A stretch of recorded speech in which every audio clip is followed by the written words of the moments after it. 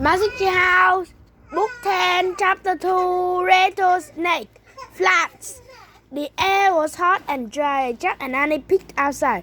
The tree house had landed in a lone tree on a prairie.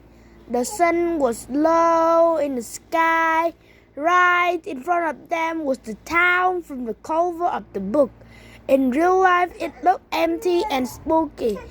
To one side of the town was a patch of ground with several tombstones.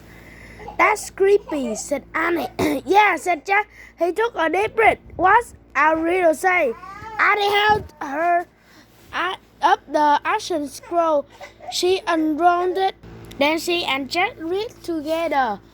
Out of blue, my lonely voice calls to you.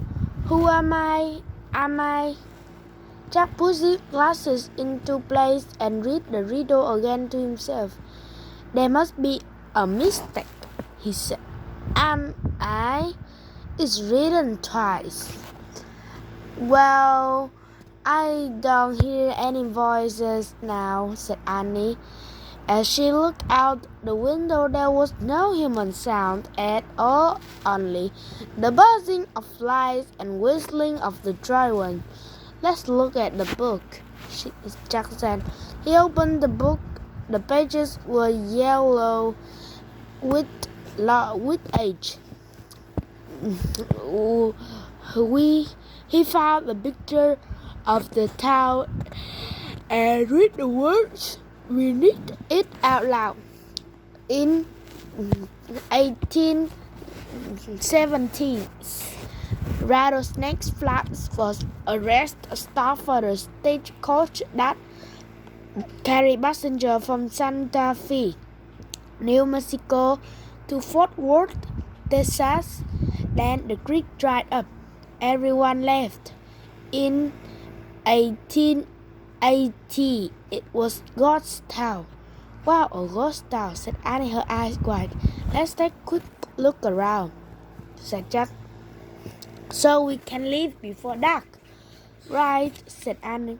Let's hurry. She started down the rope ladder. Jack put the old book into his bag. Then he followed Annie down the ladder. They stood by the trees and looked about. Tumbleweeds blew across the drying ground. Suddenly something jumped past them. Yikes, they both said. But it was just a rabbit, alone, long-legged, big-legged rabbit hopping past them. He's just like the rabbit we saw at home, said Jack. Yeah, that rabbit begin sign of something to call Annie. The rabbit hopped across the prairie and out of sight. I'd better take notes, said Jack. He reached into his backpack and took out his notebook and pencil. He wrote rabbits with long legs.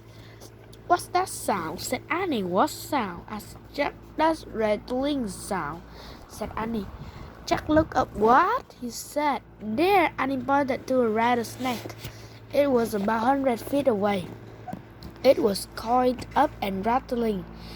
Jack took one look at the snake and ran. Annie ran too. They ran past the railway yard and right into the ghost town. I guess that's why this town is called a Rattlesnake Flats, said Annie. When they stopped, Jack looked around.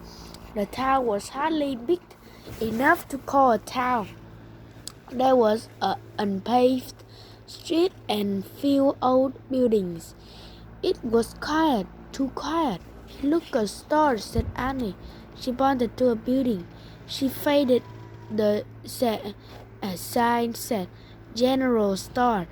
Let's look inside. Maybe the answer to the riddle is in there. Jack and Annie stepped onto the porch.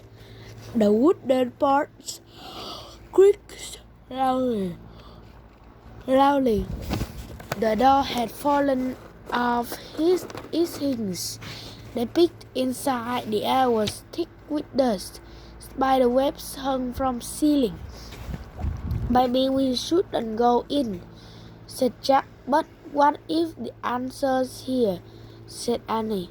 "Let's just take a quick look." Jack took a deep breath. "Okay." He and Annie tiptoed into a store. "Look," said Annie. She picked up a pair of rusty pearls.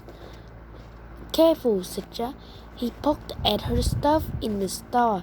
An old feed sack, a roast tin cups, a faded cylinder, date 1878. "Oh, wow," said Annie. She held up two cowboys' hats. She put one off and handed the other to Jack. "For you." "It's too dusty," said Jack. "Just blow on it." Jack blew on his hat. A cloud of dust rose up. Jack sneezed. "Just try it on," said Annie. Jack put the hat on. It nearly covered his eyes. "Boots," said Annie. She pointed to a row of cowboy boots on a shelf. "There are even some small ones like our sizes. Here's a pair for you." She handed the boots to Jack. "They're not ours," she said. "I know, but just try them on," said Annie. Jack turned his boots upside down and shook them as he could. "What are you doing?" Annie asked. "Pulling on another pair of boots." "Checking for scorpions," said Jack. Annie laughed. "Try them on," Jack said. He pulled off his sneakers, pushed his feet in and pushed. Finally, he got his feet inside. Then he tried to walk. "Oh," he said. "Forget it." He started to pull off the boots. "What was it, Annie?" Jack froze. "Piano music," said Annie. "Maybe it's the voice in the riddle." "Come on." Jack threw his sneakers into his backpack and hopped after Annie.